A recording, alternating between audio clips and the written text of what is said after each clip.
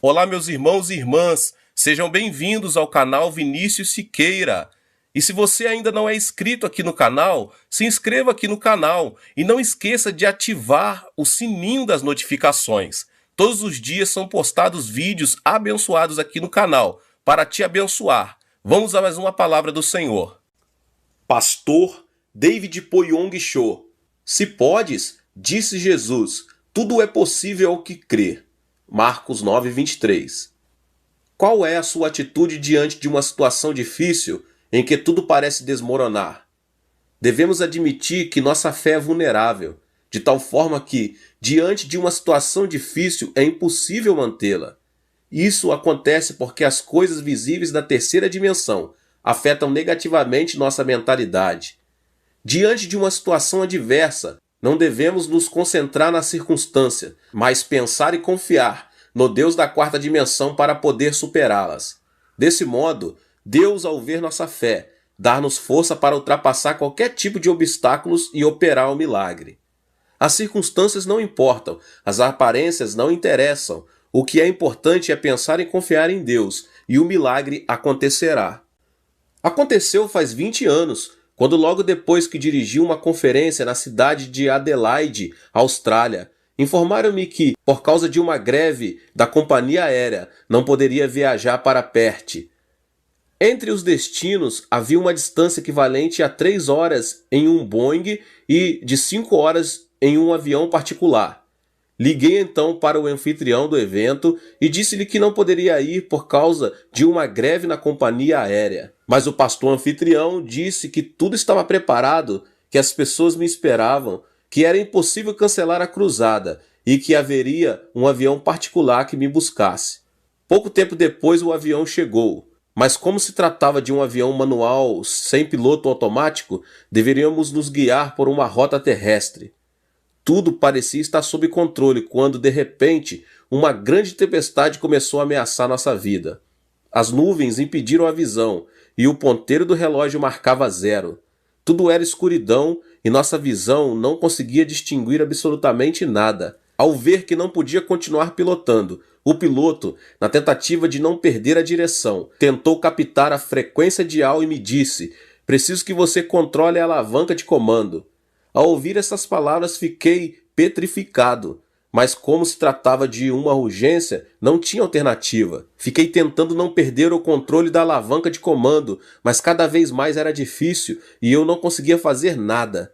Ao passo da morte não podia fazer mais nada além de confiar em Deus e clamei dizendo: "Senhor, salva-me." Atravessar a tormenta era como viajar pelo inferno propriamente dito.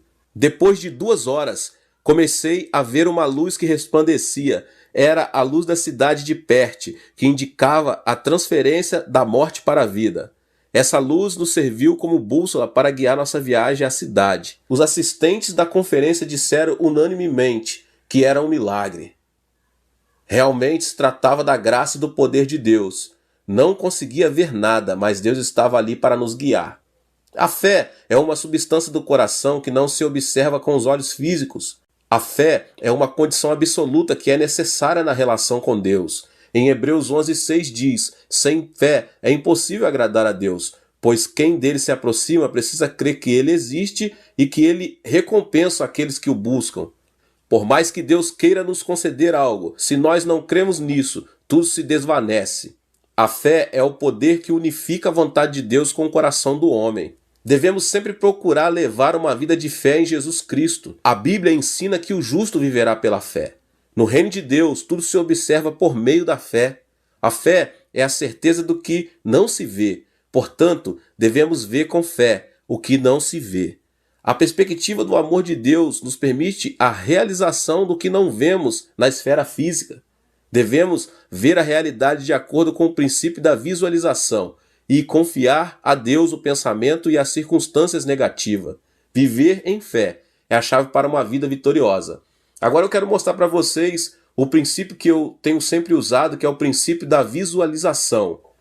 Observe a meta que não se vê como se fosse. Veja a substância.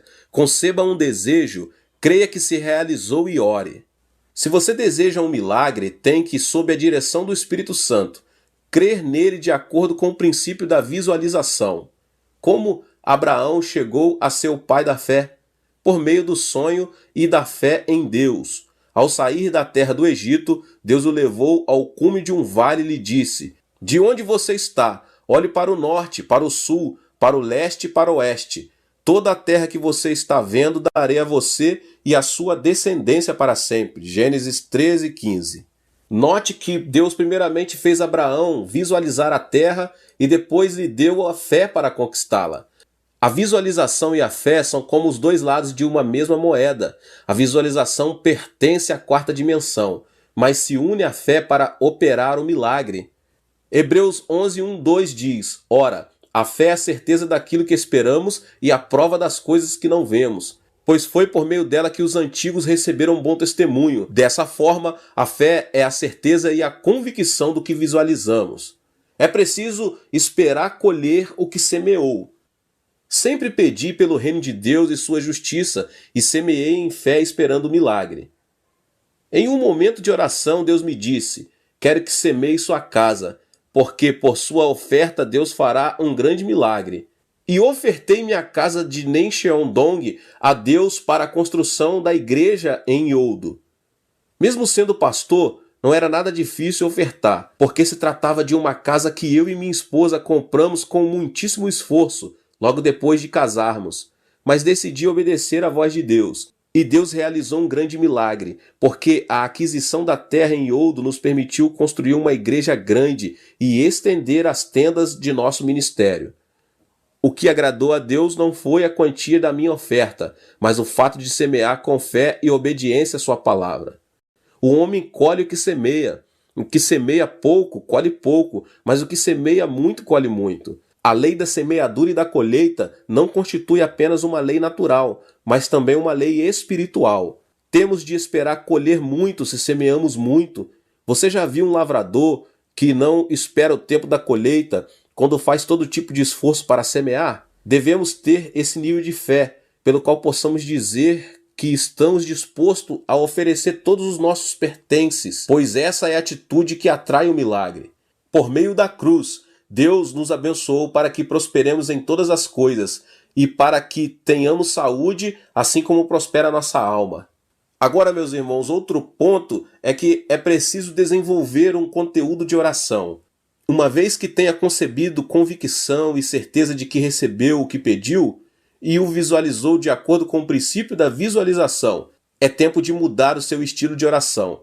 Você não pode continuar dizendo: Senhor, concede meu desejo, responde a minha oração, quando o Senhor já respondeu, pois essa seria uma oração de dúvida e não de fé. Depois de pedir algo a Deus em oração, devemos confessar: Deus, obrigado por me curar, obrigado pela cura completa. Lembre-se de que os sintomas podem continuar, mas a cura já está feita.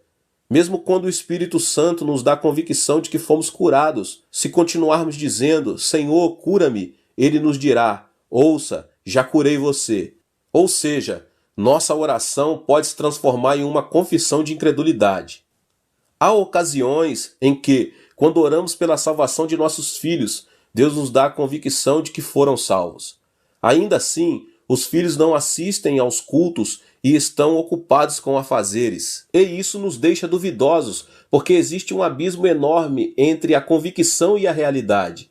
Nesse caso, você deve orar da seguinte forma: Deus Pai, chama meu filho mais velho, pois ele foi salvo. Faze minha filha se arrepender, porque foi salva. Não permitas que meu filho mais novo continue no mundo, pois o Senhor já o salvou. Essa é uma oração de fé. O mesmo acontece em outras áreas da vida. Por exemplo, se você se encontra orando por trabalho e Deus lhe dá a convicção, não deve orar: Senhor, dá-me trabalho, porque o Senhor o repreenderá dizendo: ouça, já lhe concedi um trabalho. Você deveria orar dessa maneira: Deus, obrigado pelo meu novo trabalho. Já que o Senhor o proveu para mim, permite que eu o conheça logo. Quando você crer nas coisas que não são como se já fossem, também é necessário que confesse essas coisas que não são como se já fossem. A oração do princípio da visualização não deve ser acompanhada de vãs repetições, mas de convicção. Existem numerosos fatores que tentam nossa fé, Mas você deve vencer as circunstâncias, orar até obter paz e clamar a Deus com fervor. Visualizamos, cremos e concebemos o sonho de Deus. Entretanto, as circunstâncias nos levam à frustração e ao desejo de querer abandonar tudo. Mas você não deve se ater a isso, porque esses são obstáculos que você mesmo deve vencer. O que se espera se transforma em certeza somente para aquelas pessoas que venceram em paciência e tenacidade. Foi na década de 1960, quando minha igreja crescia de maneira acelerada, que implementamos pela primeira vez as vigílias às sextas-feiras. Nesta época, não existiam vigílias em meu país. Minha igreja foi pioneira em difundir as reuniões de vigílias em toda a Coreia. Naquela época, as reuniões de vigílias atingiam seu ponto máximo por volta das 4 horas da manhã do dia seguinte. Orávamos, cantávamos louvores e também eram muitos os testemunhos. O fervor da oração era tão grande que todos tinham a impressão que a noite passava muito rápido. Lembro-me de que multidões se aproximavam da igreja para orar, recebiam cura divina e eram cheias do Espírito Santo. Foi em uma dessas reuniões que logo depois de orar pelos enfermos eu disse: há uma pessoa que foi curada de úlcera gástrica. De repente, um jovem se colocou em pé e gritou dizendo: pastor, sou eu. Sou eu quem foi curado de úlcera. Eu creio, mas é difícil crer. Essa última frase me chamou a atenção. Dizer que para ele era difícil crer era uma confissão sincera. O mesmo acontece com cada um de nós. Há ocasiões em que confessamos crer, mas para nós é difícil crer, porque a fé não é manipulável. Muito menos se trata de uma sensação. A fé é algo que supera a sensação e as circunstâncias. O jovem era um estudante da Universidade Yonsei que, por causa da úlcera, vomitava sangue e se encontrava a um passo da morte. Clamava a Deus por sua cura, mas o problema era que crer era difícil para ele. Orei para que minha fé pudesse de alguma forma ser transmitida a ele. Impus as mãos sobre ele e comecei a orar com muito fervor. Eu sabia que primeiro deveria mudar a 4ª dimensão do jovem, pois ele necessitava pensar e crer na cura, sonhar com o futuro e confessar a palavra. O jovem foi curado e tornou-se um grande homem de fé. Ingressou no Instituto Bíblico e hoje é um destacado pastor de uma igreja presbiteriana. Apesar de nosso esforço para preservar a fé e viver por ela, o senso comum e o conhecimento do mundo nos levam às sombras da frustração. As circunstâncias continuam aprisionando nossa vida, por mais que nos apeguemos à palavra de Deus e esperemos por um milagre. No entanto, temos de superar tais circunstâncias, porque Deus nos deu força para vencê-las. Você também pode se tornar um vencedor. A Bíblia nos ensina que devemos crer que recebemos tudo o que pedimos em oração. Todavia, há ocasiões em que é difícil crer. E aí está o problema. Você tem de orar até crer que recebeu o que pede em oração. Mas lembre-se de que existe uma parede de gelo que impede o acesso à fé, em crer que já recebemos a resposta à oração. É necessário romper com esse gelo, e ele não se rompe com um vento frio, mas com o calor da oração. É o calor da oração que consegue descongelar a parede de gelo. O motivo pelo qual muitas pessoas se frustram e não alcançam paz nem convicção é porque não conseguem romper esse gelo. É quando o gelo é quebrado que podemos estender a mão para receber a resposta da oração e desfrutar da convicção e paz. Em Mateus 7, 7 e 8 diz: peçam e lhes será dado, busquem e encontrarão, batam e a porta lhes será aberta, pois todo o que pede recebe, o que busca encontra, e aquele que bate, a porta será aberta. Jesus nos prometeu que nos responderia em uma escala muito maior do que o que pedimos ou entendemos. Devemos orar até obter convicção. E logo depois de haver rompido o gelo, temos de crer e confessar que recebemos o que pedimos. Isaías 55, 6 e 7 diz: Busquem o Senhor enquanto é possível achá-lo. Clamem por ele enquanto está perto. Que o ímpio abandone o seu caminho e o homem mau os seus pensamentos. Volte-se ele para o Senhor, que terá misericórdia dele. Volte-se para o nosso Deus, pois ele dá de bom grado o seu perdão. O renomado pastor inglês Spurgeon disse: a oração é puxar a corda para baixo a fim de que o sino do céu soe nos ouvidos de Deus. Ou seja, existe um sino sob o ouvido de Deus, e se puxamos a corda para baixo, Deus escuta e responde às nossas orações. A oração da fé é o canal que transforma a desesperança absoluta em esperança absoluta. Há pessoas que criticam a atitude de orar em alta voz, mas a palavra de Deus diz em Jeremias 33:3: clama a mim e eu responderei, e lhe direi coisas grandiosas e insondáveis que você não conhece. Clamar significa orar em alta voz. Salmos 145:19 diz: ele realiza os desejos daqueles que o temem, ouve os gritos por socorro e os salva. Devemos orar, clamar até obter convicção e paz no coração. Deus responde às nossas orações quando clamamos com um desejo ardente. Vivemos em um mundo cheio de ansiedade e frustração, mas descarregue a ansiedade e confie a Deus o pensamento negativo e o temor.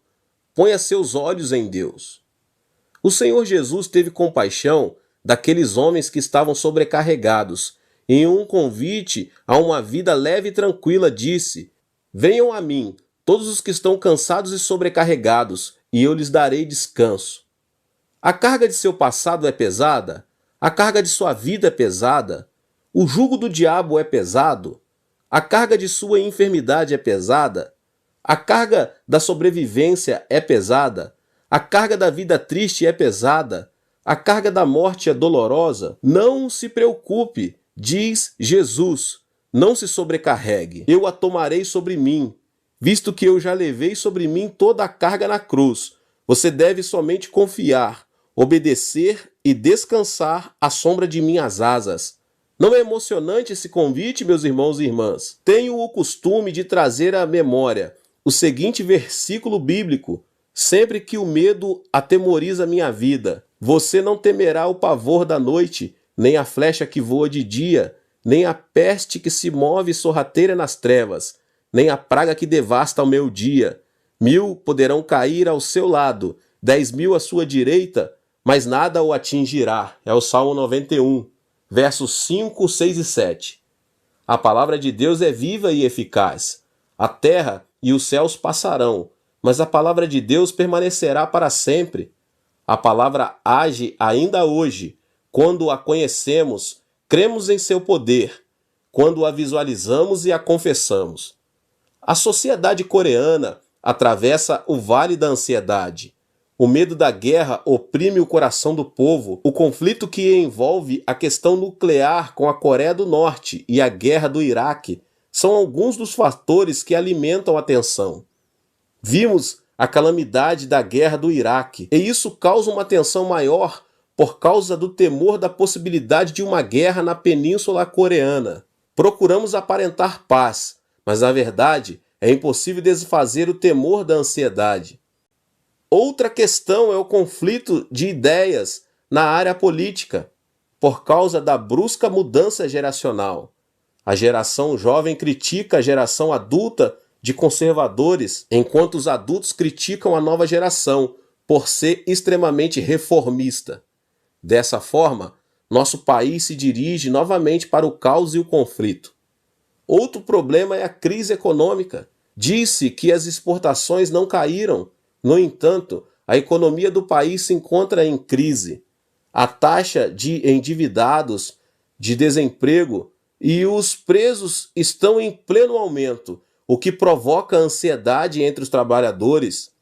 Além do mais, uma epidemia não identificada de origem chinesa ameaça a vida de muitos sul-asiáticos e europeus. Existem numerosas enfermidades que os médicos não podem identificar. Como consequência, o número de centros de controle mental aumentou drasticamente. Anualmente, Publicam-se mais de 100 livros que tratam sobre controle mental e autoajuda, e cada vez é maior o número de pessoas que buscam os bruxos e os psicólogos. O século XX foi uma história de guerras. Entre 120 e 180 milhões de pessoas morreram somente no século XX por causa de massacres e guerras. Entre 1945 e 1990, só houve 3 semanas sem guerra. Ainda assim, são muitos fatores que nos fazem atravessar o vale do temor e da ansiedade, tanto em termos nacionais como mundiais. A solução não está nos bruxos nem nos psicólogos. A solução está somente em Jesus Cristo, nosso pastor. Jesus Cristo, que tem toda a autoridade nos céus e na terra, toma-nos pela mão quando atravessamos o vale da sombra da morte. Tomados pela mão de Jesus Cristo, podemos atravessar pelo vale da sombra da morte, porque somente o Senhor pode guiar-nos com sua vara e seu cajado. A vara do Senhor representa a direção do Senhor. João 10,3 diz: o porteiro abre-lhe a porta, e as ovelhas ouvem a sua voz. Ele chama as suas ovelhas pelo nome e as leva para fora. O Senhor é o nosso pastor, e somos suas ovelhas. O Senhor conhece cada um de nós pelo nome, nos guia com sua vara e nos chama pelo nome. Aprenda a viver pela fé e a caminhar com Deus. Tenha um encontro pessoal com o Espírito Santo. Medite na palavra de Deus e tenha comunhão com homens de fé. Somos seres vulneráveis, porque o homem é um ser finito. Procuramos levantar-nos aqui e ali, mas tornamos a cair. Deus, no entanto, tem compaixão de nós e quer proteger-nos. Isso não é uma maravilha, meus irmãos? Deus nos deu sua palavra para que, por meio dela, possamos vencer o mundo, assim como ele nos deu o Espírito Santo, o Consolador, para sustentar-nos. E não somente isso, Deus nos abençoou com a comunhão entre os irmãos. Devemos prosseguir meditando na palavra e mantendo uma estreita comunhão com o Espírito Santo e nossos irmãos na fé. D.L. Moody, o evangelista que transformou os Estados Unidos da América no século XIX, logo depois de sua conversão, não conseguia deixar de cambalear em sua vida espiritual. Apesar de seu esforço, até que um dia decidiu ir ao monte orar e participar de campanhas evangelísticas. No entanto, a unção não durava mais do que um mês. Foi então que Moody, frustrado, disse: parece que meu coração é como aquele terreno pedregoso, onde não pode crescer a semente da palavra. Foi em um desses dias quando, repentinamente, buscou na palavra a passagem de Romanos 10, 16 e 17 que diz: no entanto, nem todos os israelitas aceitaram as boas novas, pois Isaías diz: Senhor, quem creu em nossa mensagem? Consequentemente, a fé vem por se ouvir a mensagem, e a mensagem é ouvida mediante a palavra de Cristo. Ao ler esse trecho da Bíblia, Moody se deu conta de algo impressionante, que o fundamento de fé é a palavra, e que o ato de ouvir a palavra de Cristo sustenta a fé. A partir deste instante, Moody começou a meditar na Bíblia todos os dias pela manhã bem cedo e a orar pelo crescimento de sua fé. Confessar, falar e agir pela fé foram elementos chaves que Moody usou para desenvolver sua fé. Foi logo depois dessa experiência que Moody se converteu em um gigante da fé e conseguiu transformar o mundo inteiro com a mensagem do Evangelho. Esse evangelista disse: a Bíblia foi meu leito quando eu mais necessitava, minha lâmpada quando tudo era escuridão, minha ferramenta na hora de trabalhar, meu instrumento musical quando louvava, meu guia-mestre em meio à minha ignorância e minha rocha quando eu cambaleava. John Wesley, o pastor que implantou a Igreja Metodista e transformou a Inglaterra no século XVIII, consagrou-se a Deus quando era apenas um simples estudante da Universidade de Oxford e foi enviado aos Estados Unidos como missionário. No entanto, meus irmãos, sua obra missionária terminou sendo um fracasso. Uma grande crise de fé arrasou sua vida e, frustrado, decidiu regressar a seu país natal. Na viagem de regresso à Inglaterra, uma grande tempestade começou a ameaçar a vida de muitos tripulantes que viajavam no navio, incluindo ele mesmo. Mas alguns morávios a bordo se mantiveram firmes na fé e não deixavam de louvar a Deus. Isso causou um impacto na vida do pastor Wesley. Em 24 de maio de 1738, João Wesley experimentou o poder do Espírito Santo em Aldersgate, Londres. O pastor Wesley lembra-se do ocorrido desta maneira: aquela noite estive presente em uma companhia evangelística em Aldersgate, quase que obrigado por causa de um amigo. Alguém começou a ler a introdução do comentário de Romanos, escrita por Martinho Lutero, e passado 15 minutos das 9 horas da noite, meu coração começou a bater em meio a um fogo ardente, quando escutava o pregador falar que a fé em Jesus Cristo transformava nosso coração. Aquela noite, entendi claramente que por meio da fé em Jesus Cristo, recebi o perdão dos pecados, a justificação pela fé e a salvação. Wesley tinha conhecimento do que tratava o livro de Romanos, mas seu conhecimento era só intelectual. Naquela noite, porém, em meio a um fogo ardente e ao mesmo tempo extravagante, ele se deu conta de que o perdão de pecados e a justificação eram recebidos por meio da fé. Uma luz iluminou seu espírito e uma alegria indescritível inundou seu coração. Depois dessa experiência, ele começou a transformar a Inglaterra com o Evangelho. Após muitos anos, quando as pessoas lhe perguntavam qual foi a força que o impulsionou a pregar o Evangelho, ele respondia: foi o fato de abraçar o fogo do Espírito Santo, aquele fogo que um dia conheci em Aldersgate. Somente o fato de conhecer a verdade não modifica nossa vida. Temos de entender e experimentar a verdade por intermédio do Espírito Santo, para ter este tipo de fé e valor que supera toda turbulência e adversidade.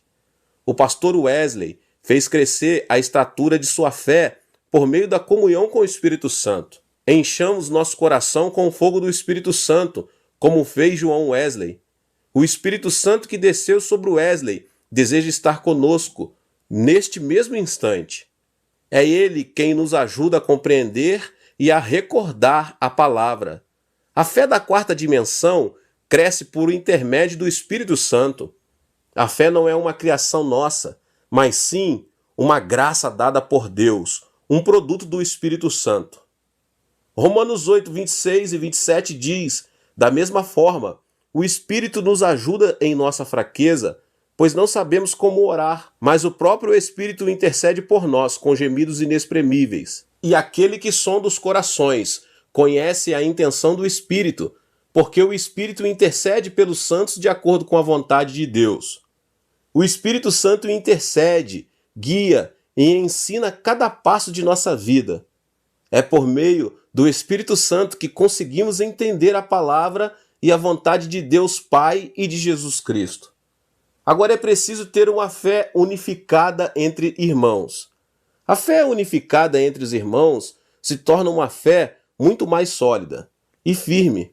A Bíblia ensina: pois onde se reunirem 2 ou 3 em meu nome, ali estou no meio deles.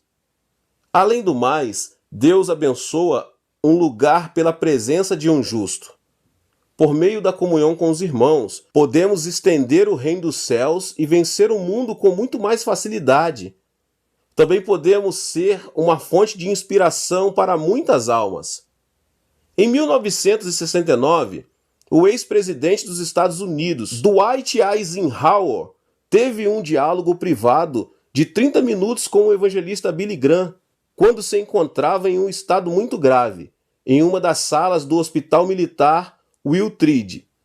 Ao finalizar a conversa, o presidente Eisenhower suplicou ao evangelista que permanecesse por um pouco mais de tempo, dizendo: Pastor, quero continuar conversando com o senhor. Não se vá, por favor. Bem, pois tem algo mais para dizer? Pastor, ainda não estou certo de poder encontrar-me com Deus. Poderia ajudar-me? Para receber o perdão dos pecados, salvação e poder ser chamado filho de Deus, basta crer em Jesus Cristo, que sofreu a morte na cruz e ressuscitou por nós. Não é por algo que nós façamos. Billy Graham, tomando a mão do presidente Eisenhower, orou por ele. O presidente, com lágrimas nos olhos, disse: Pastor, obrigado. Agora sim, estou preparado para encontrar-me com Deus. Tenho paz no coração. O presidente Eisenhower faleceu em meio a essa paz. A oração de fé do evangelista Billy Graham fez que tivesse paz antes de sua morte. Dessa forma, se você sente que lhe falta fé, busque um companheiro de fé, pois sua oração pode ser de grande ajuda. A oração de fé entre irmãos traz paz e convicção. Temos de viver firmados nos passos da fé, visualizar o reino dos céus e preservar a esperança.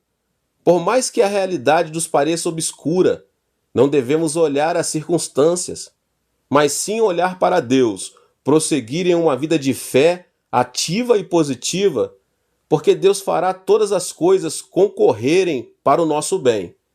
Para tanto, necessitamos fazer da fé um hábito espiritual. Devemos desejar o crescimento de nossa fé por meio da palavra, da comunhão com o Espírito Santo e com os irmãos na fé. Dessa forma, meus irmãos e minhas irmãs, viver pela fé é a chave para experimentar o milagre de Deus. Viver pela fé não é algo que se consegue da noite para o dia, mas trata-se de um curso que dura toda a vida. Por isso, o hábito é muito importante. Os grandes homens de fé que aparecem na Bíblia são homens que aprenderam a viver pela fé e forjaram sua vida vivendo pela fé. A fé da quarta dimensão é um elemento que cresce por meio da aprendizagem. Meus queridos, que Deus abençoe a vida de cada um. Glória a Deus. Que você possa se inscrever aqui no canal, ativar o sininho das notificações, para você não perder nenhum vídeo que são postados todos os dias aqui no canal. Não esqueça de deixar o seu like e de compartilhar também este vídeo, esta palavra, com seus contatos, nas suas redes sociais. Nos vemos nos próximos vídeos. Deus abençoe em nome de Jesus. Tchau, tchau. Tchau, tchau. Tchau, tchau. Tchau, tchau.